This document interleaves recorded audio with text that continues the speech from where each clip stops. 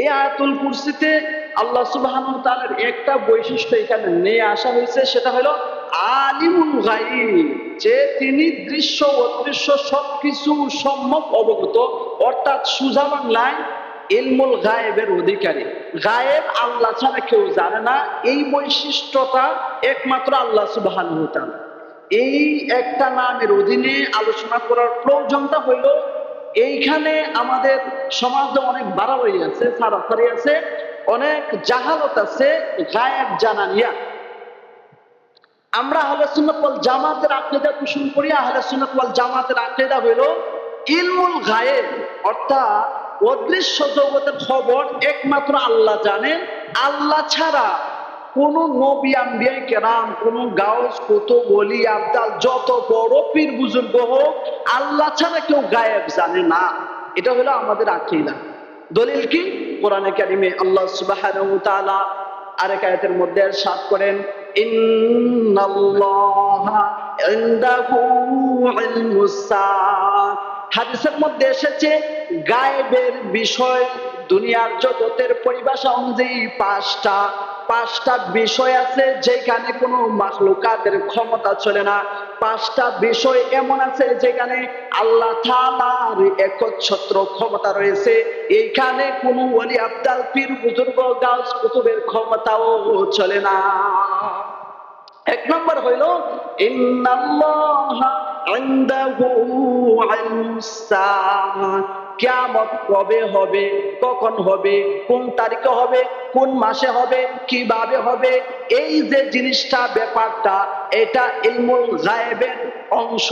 এখানে আল্লাহ সুবহানাহু ওয়া তাআলা ছাড়া পৃথিবীর কোন মানুষ বলতে পারে না যে কিয়ামত কবে হবে, কিয়ামত কখন হবে, এটা আল্লাহ ছাড়া কেউ জানে না। দুই নম্বর হইল ওয়ায়ুনাজ্জিলুল গায়স। বৃষ্টি কখন কোন জায়গায় হবে এটা কেউ বলতে পারে না। বৃষ্টি কখন কোন সময় কোন জায়গায় হবে এটা আল্লাহ ছাড়া কেউ জানে না।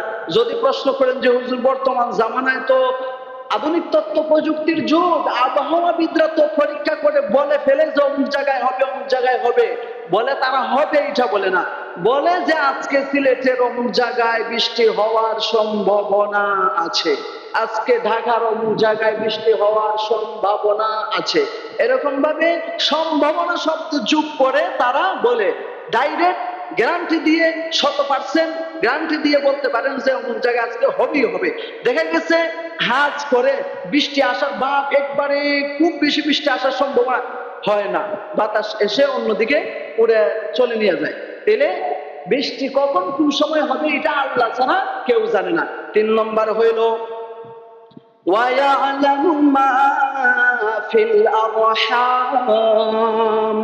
মায়ের পেটের ভিতরে সন্তান ছেলে আছে না মেয়ে আছে, কালো আছে না লাল আছে, সাদা আছে না নোংরা আছে, কুৎসিত আছে, ল্যাংড়া আছে না বোলা আছে, কালা আছে না ভালো আছে, এইটা আল্লাহ ছাড়া কেউ জানে না।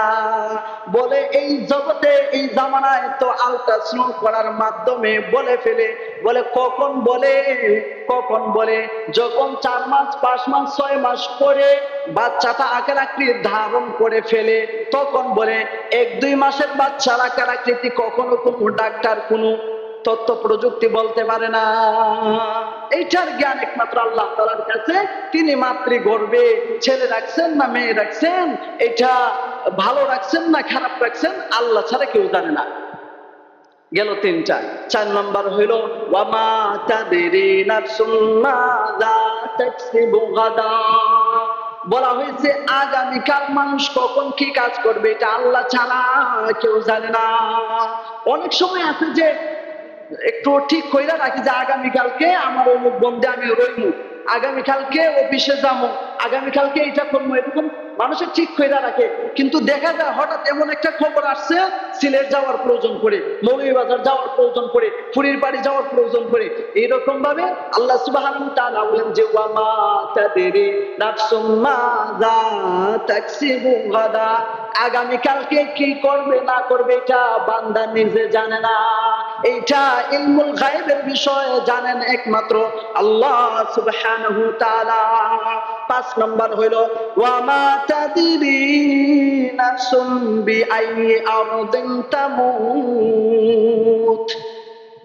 আদম সন্তান কখন কোন জায়গায় মারা যাবে, কোন জায়গায় তার দাফন হবে, কোন জায়গায় মৃত্যুবরণ করবে, কোন জায়গায় তার হায়াত শেষ হয়ে যাবে, কোন জায়গায় আজরাইলের সাথে তার মুলাকাত হবে, এটা সে জানে না। কখন কোন জায়গায় মৃত্যুবরণ করবে এইটা আল্লাহ ছাড়া কেউ জানে না। এই হলো 5টা বিষয়, যে 5 বিষয়ের একচ্ছত্র ক্ষমতার অধিকারী হচ্ছেন আল্লাহ সুবহানাহু ওয়া তাআলা। এটা হলো ইলমুল গায়বের বিষয়। আল্লাহ ছাড়া কেউ জানে না, আল্লাহ ছাড়া কেউ জানে না। কোনো নবীও জানতেন না, কোনো গৌস কুতুব অলি আবদাল কেউ জানবে না। কারণ আল্লাহ তাআলা বলছেন কুল লা ইয়ালামু মান ফিস সামাওয়াতি ওয়াল আরদিল গায়বা ইল্লাল্লাহ। আসমান এবং জমিনের মধ্যে অদৃশ্য জগতের যত কিছুর খবর আছে, ইলমুল গায়ব একমাত্র আল্লাহ তাআলার অধীনে। আল্লাহ ছাড়া আসমান জমিনের অদৃশ্য বিষয়ের জ্ঞান কেউ জানে না। এটা হলো আমার প্রথম পয়েন্টের আলোচনার দলিল। প্রথম পয়েন্ট যদি মনে না থাকে তাহলে বাকি আলোচনা বুঝবেন না। আমরা প্রথম আলোচনা করছি যে আল্লাহর উপর ঈমান আনতে হবে। কিভাবে ঈমান আনতে হবে? তার সত্তার সাথে শরীক করা যাবে না, ইবাদতের মধ্যে শরীক করা যাবে না, তার সিফাতের সাথেও শরীক করা যাবে না। একটা সিফাতের আলোচনা শুরু করছি যে আল্লাহ তাআলা আলিমুল গায়ব, আল্লাহ ছাড়া কেউ ইলমুল গায়বের ক্ষমতা রাখে না। এখন যদি আমাদের সমাজে কোনো জায়গায় কোনো দেশে কেউ বলে যে আমিও গায়েব জানি, তখন এটা হবে আল্লাহর সাথে শিরিক, আল্লাহর সিফাতের সাথে শরীক করা। এই বিষয়ে আলোচনা করতেছি। কারণ আমাদের সমাজে আছে, উদাহরণ দিলে বুঝবেন। আমাদের সমাজে মুসলমানরাও আল্লাহর এই আওসাফের সাথে শরীক করে। কিভাবে শরীক করে এই বিষয়ে উদাহরণ নেন। যেমন এক শ্রেণীর আমাদের সমাজের মুসলমান ভাইরা আছে, তারা বলে যে নবীজি গায়েব জানেন। আছে আমাদের আশপাশে এক শ্রেণীর মুসলমান ভাইরা আছে, তারা মনে করে যে নবীজি গায়েব জানেন। কিভাবে? তারা বলে যে আমরা যখন মিলাদ করি তখন নবীজি জানতে পারেন, জানতে পাইরা আমাদের মিলাদের মাহফিলে এসে উপস্থিত হন, তারপরে তারা দাঁড়াইয়া হুজুরকে সম্মান করে। এরকম নাই ভাই? আছে। তাদের আকীদা হইল নবীজি সাল্লাল্লাহু আলাইহি ওয়াসাল্লাম হাজির ও নাজির। আল্লাহ পাক যেমনি ভাবে সর্বত্র বিরাজমান, সবকিছুতে তার ক্ষমতা আছে, নবীজিও তারা বলে যে হাজির ও নাজির, সব জায়গায় তিনি আসতে পারেন। আল্লাহ পাক যেমনি ভাবে গায়েব জানেন, তারা বলে নবীও গায়েব জানেন। যার কারণে আমরা যখন মিলাদ পড়ি, দুরূদ পড়ি নবীর নামে, তখন নবী জানতে পাইরা আমাদের মিলাদে এসে উপস্থিত হন, তারপরে নবীর সম্মানে আমরা দাঁড়াই। এই কারণেই এই ফেরকা থেকে আমরা আলাদা। কোন কারণে কোন ফেরকা তৈরি হয়, কিছু কারণ তো অবশ্যই আছে। এর মধ্যে এই হইল একটা কারণ, যে তারা মনে করে আল্লাহ যেমনি ভাবে গায়েব জানেন, নবীও এমনি ভাবে গায়েব জানেন। আমরা কোরআন হাদিস থেকে এই বিষয়টাকে খণ্ডন করে এইভাবে দলিল দেই। কোরআনে কারীমের 2-3টা আয়াত আপনাদেরকে পড়ে শোনাইলাম, যেখানে আল্লাহ পাক বলছেন যে এই ক্ষমতা একমাত্র তার, যিনি হবেন আল্লাহ। আল্লাহর একমাত্র ক্ষমতা, তিনি গায়েব জানবেন। আল্লাহর এই কথাকে যারা মানবে না, তারা কি আর মুমিন থাকার সুযোগ থাকে? এই জন্যই তারা মুমিন মুসলমান হওয়ার পরেও, মুসলমানের ঘরে জন্ম হওয়ার পরেও আল্লাহর সাথে, আল্লাহর আওসাফের সাথে শরীক করে। আসেন আমরা আরো হাদিস থেকে দলিল নিই। যেটা আমাদের মূল কথা হইল আল্লাহ ছাড়া কেউ গায়েব জানে না, কোন নবীও জানেন না। কিভাবে? আসেন দলিল নেন। একজন নবীর নাম হইল হযরত ইয়াকুব আলাইহিস সালাম। ইয়াকুব আলাইহিস সালাম ছিলেন ইউসুফ আলাইহিস সালামের বাবা। ইউসুফ আলাইহিস সালামের বাবার নাম হইল ইয়াকুব আলাইহিস সালাম। এই ইয়াকুব আলাইহিস সালামের 11 জন সন্তান ছিল। সর্বজ্যেষ্ঠ ছোট সন্তান হইল ইউসুফ আলাইহিস সালাম। এই সন্তানকে তিনি খুব বেশি মায়া মহব্বত করতেন, আদর করতেন, স্নেহ করতেন, ভালোবাসা দিতেন। ছোট সন্তানকে মা বাবা বেশি মহব্বত করে, কিন্তু বাকি ভাইদের এটা সহ্য হইল না। যার কারণে একদিন মেহমানদারির কথা বইলা ভাইকে ইয়াকুব আলাইহিস সালামের কাছ থেকে ইউসুফ আলাইহিস সালামকে নিয়ে গেছে। নিয়ে যাইয়া কূপের মধ্যে ফালাই আসছে। ঘটনা আপনারা জানেন, লম্বা ঘটনা আমি বলবো না, শুধু দলিল দিতেছি, পয়েন্টটা একটু বোঝার চেষ্টা করবেন। যখন কূপের মধ্যে নিক্ষেপ করা হইল, বাকি ভাইয়েরা জঙ্গল থেকে একটা বকরি ধইরা জবাই কইরা রক্ত পোশাকের মধ্যে লাগাইয়া বাড়িতে আইনা ইয়াকুব আলাইহিস সালামকে বলতেছে, আব্বা জান, আমাদের ছোট ভাইকে বাঘে খেয়ে ফেলেছে। এই যে জামাতার প্রমাণ। ইয়াকুব আলাইহিস সালাম বললেন, বড় শিক্ষিত বাঘ, জামা খুইলা খুব সুন্দর কইরা আমার ছেলে দেখাইছে, জামা এক যারা ফাঁকা সেটা নাই। এরপরে তিনি বললেন, জামিল, ধৈর্য ধারণ করে আমার কাজ তিনি ধৈর্য ধারণ করলেন। এরপরে ৩৫ বছর পরে আল্লাহ সুবহানাহু ওয়া তাআলা এই ইউসুফ আলাইহিস সালামকে কুয়া থেকে উদ্ধার কইরা নিয়া মিশরের অধিপতি বানাইছেন, বাদশাহ বানাইছেন, রাজা বানাইছেন। পরবর্তীতে যখন তার ভাইয়ের সাথে তার মোলাকাত হয়েছে, এরপরে সর্বশেষ যখন বলছেন যে আব্বাকে নিয়ে আইসেন, ভাইয়েরা বলল যে আব্বা তো অন্ধ, দেখেন না, খুব অসুস্থ। হযরত ইউসুফ আলাইহিস সালামের একটা জামা ছিল, যে জামাটার লম্বা ইতিহাস আছে। ইব্রাহিম আলাইহিস সালাম যখন নমরুদের আগুনের মধ্যে নিক্ষিপ্ত হয়েছিলেন, নমরুদ যখন তাকে উলঙ্গ অবস্থায় ফেলাইছিল, জান্নাত থেকে আল্লাহ তাআলা জিবরাইলের মাধ্যমে একটা পোশাক পরিধান করেছিলেন। ওই পোশাক পরবর্তীতে বংশ পরম্পরায় ইয়াকুব আলাইহিস সালাম তার ছোট সন্তান ইউসুফকে গলার মধ্যে লাগাইয়া দিয়েছিলেন। এর জান্নাতি জামা একবারে ছোট হয়, আইটা আবার বড় হয়। এই জামা দিয়া ইউসুফ আলাইহিস সালাম বলছিলেন যে ভাইদেরকে দাও, বাবার চোখের মধ্যে লাগাইলে দৃষ্টির শক্তি ফিরে আসবে, লম্বা গুণা। সর্বশেষ হযরত ইউসুফ আলাইহিস সালাম যখন জামা দিয়া তার ভাইদেরকে প্রেরণ করলেন, ৩৫ বছর পরে হযরত ইয়াকুব বাড়ির থাকা অবস্থায় বলতেছেন স্ত্রীকে, পুত্রবধূকে, বোনদেরকে, তোমরা যদি আমাকে পাগল না বলো তাইলে আমি একটা কথা বলবো। কি কথা? বলে, আমি আজকে ইউসুফের জামার ঘ্রাণ পাইতেছি। প্রশ্ন হইল, আপনার বাড়ির পাশে কুয়ার মধ্যে ইউসুফ আলাইহিস সালাম কুয়ার মধ্যে আছেন, কেনানের কুয়ায় বাড়ির পাশে আপনার ইউসুফ কূপের মধ্যে পইড়া রইছে, এইটা আপনি জানলেন না। আর ৩৫ বছর পরে মিশর থেকে ইউসুফের জামার ঘ্রাণ পান, এইটা কেমনে? বলে, আল্লাহ সুবহানাহু ওয়া তাআলা ৩৫ বছর পরে জানাইছেন, এজন্য জানছেন। বাড়ির পাশে কুয়ার মধ্যে ইউসুফ ফেলানো হয়েছে, এখানে পয়দা রয়েছে, আল্লাহ জানান না, এর জন্য জানেন নাই। কারণ নবীরা গায়েব জানতেন না। যদি গায়েব জানতেন তাহলে তো বলতে পারতেন যে বাড়ির পাশে ইউসুফ আছে। আরো দলিল নেই। নবীজি সাল্লাল্লাহু আলাইহি ওয়াসাল্লাম, আমাদের রাসূল মুহাম্মদুর রাসূলুল্লাহ গায়েব জানতেন না। কোন নবী আম্বিয়া কেরাম গায়েব জানতেন না। আল্লাহ তাআলা যতটুকু জানাইছেন ততটুকু তারা জানতেন। আল্লাহ তাআলা যতটুকু জানাইছেন ততটুকু তারা বলতেন। নিজের থেকে তারা কখনো পশ্চিমকারও গায়েব জানতেন না। আমাদের নবী সরদারে দু জাহান নবী মুহাম্মদুর রাসূলুল্লাহ সাল্লাল্লাহু আলাইহি ওয়াসাল্লাম বদরের যুদ্ধের দিন রাত্রি বেলা ৩১৩ জন সৈন্য মুসলমানদের, কাফেররা ১০০০ সশস্ত্র বাহিনী, নবীজি সাল্লাল্লাহু আলাইহি ওয়াসাল্লাম রাত্রি বেলা আল্লাহ তাআলার কাছে সাহায্য চাইয়া খুব বেশি কান্নাকাটি করছেন। দোয়া করতে করতে করতে করতে নবীজি সাল্লাল্লাহু আলাইহি ওয়াসাল্লাম, হাদিসের মধ্যে এসেছে, বদর রাত্রিতে নবীজি সাল্লাল্লাহু আলাইহি ওয়াসাল্লাম আল্লাহ তাআলার কাছে চাইতে চাইতে বসা থেকে দাঁড়িয়ে গেছেন, দাঁড়াইয়া হাত আসমানের দিকে উত্তোলন করছেন। বগল দেখা গেছে চাদর সইরা গেছে, একবারে দাঁড়াইয়া আল্লাহ পাকের দিকে হাত উত্তোলন কইরা সাহায্য চাইতেছেন। হায় আল্লাহ, অল্প সংখ্যক মুসলমান, এরা যদি মইরা যায়, এরা যদি কাফেরদের হাতে বিজয় অর্জন করতে না পারে, ধ্বংস হয়ে যায়, দিন মিটে যাবে, দিন শেষ হয়ে যাবে। আল্লাহ সুবহানাহু ওয়া তাআলা জিবরাইল আমিনকে পাঠাইয়া সুসংবাদ জানাইছেন, যাও হাবিবকে যাইয়া বলো যেন তিনি না ঘাবড়ান, যেন সাহাবীরা না ঘাবড়ায়, যেন তারা আল্লাহর কাছ থেকে নিরাশ না হয়। তারা যদি সবর করে, ধৈর্য ধারণ করে, আল্লাহর উপর বিশ্বাস স্থাপন করে, অবশ্যই আল্লাহ তাআলা তাদেরকে সাহায্য করবেন। ৫,০০০ ফেরেশতা পরে সাহায্য করবেন, ইত্যাদি ঘটনা আরেকদিনও শুনাইছিলাম।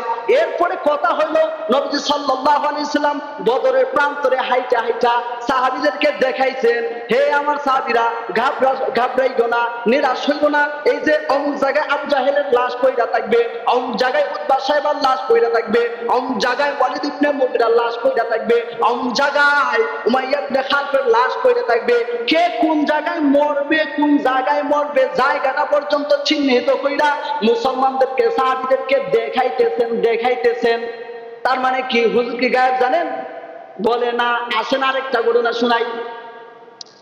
নবীজি সাল্লাল্লাহু আলাইহি ওয়াসাল্লামকে একবার এক মহিলা দাওয়াত করলো বাড়িতে।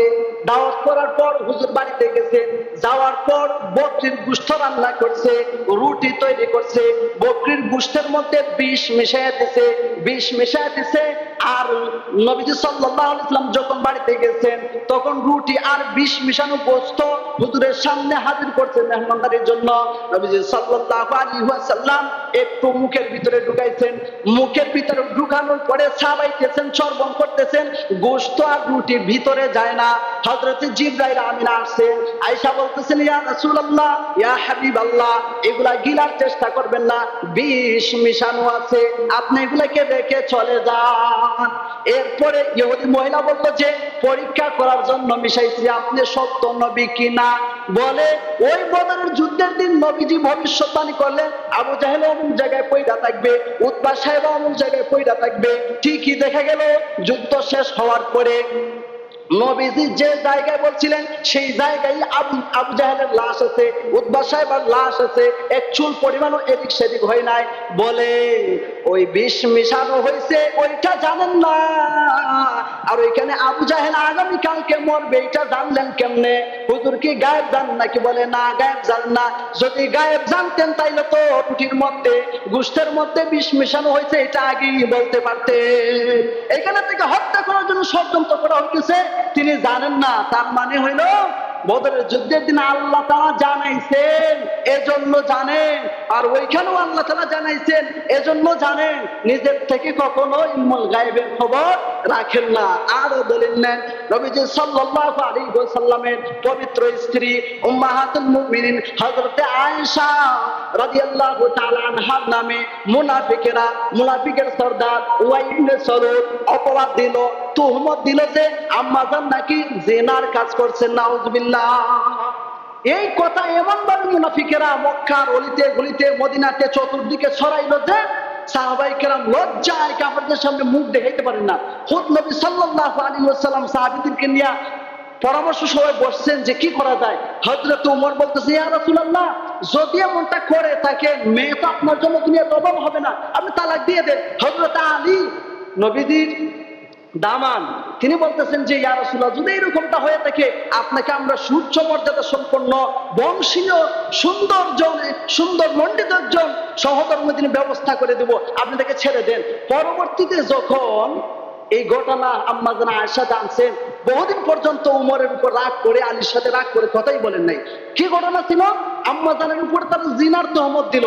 নবীজি সাল্লাল্লাহু আলাইহি ওয়াসাল্লাম তো ঘাবড়াইয়া গেছেন যে এটা করা যায় কি, বিষয়টা কি। জিবরাইল আসতেছেন না, প্রায় 1 মাস চলে গেছে এমন অবস্থায় যে মুনাফিকরা কাফেররা খুব বেশি সমাজের মধ্যে বলা বলি শুরু করছে যে দেখছো মুহাম্মদ তার বউ জিনার কাজ করছে। কত বড় লজ্জাজনক একটা বিষয়। নবীজি সাল্লাল্লাহু আলাইহি ওয়াসাল্লাম বাধ্য হইয়া হযরত আয়েশাকে বলছেন লাউ আযনাবতে, যদি তুমি এরকমটা করে থাকো তাহলে একটু লজ্জিত হও, তওবা করে আল্লাহ তাআলা মাফ করবেন। হযরত আয়েশা বলেন আমি যদি এখন বলি আমি করছি না, অপরাধ আমি করছি না, তাও আপনি বিশ্বাস করবেন না, আর যদি বলি যে করছি তাও মিথ্যা কথা হবে। সুতরাং আমার অবস্থা হলো ইউসুফের বাবার মতো। ইয়াকুব আলাইহিস সালাম নামটা পর্যন্ত তিনি ভুলে গেছেন। কত বড় লজ্জা শরমের উপর সম্মুখীন হয়েছেন। তিনি বলতেছেন ইউসুফ আলাইহিস সালামের বাবার মতো আমি ফাসাবরুন জামিল, ধৈর্য ধারণ করে আমার কাজ। পরে হযরত আয়েশা বলতেছেন যে আমার বাবার বাড়ি পৌঁছে দেন। বাবার বাড়ি পাঠিয়ে দেওয়া হইল।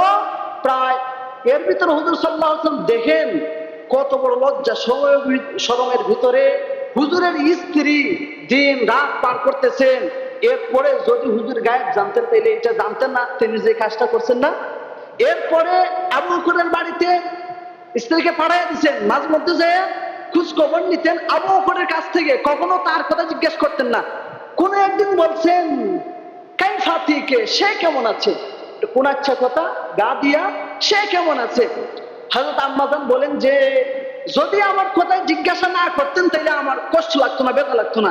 এই যে পার্সন করে বলছেন কাইফাতিকে, সে কেমন আছে, তখন ব্যথাটা আরো বেশি লাগলো। এই 1 মাস আম্মাজান জ্বরাক্রান্ত অবস্থায় দিন রাত পাঠ করছেন, পানি ছাড়া কোনো কিছু খাইতেন না।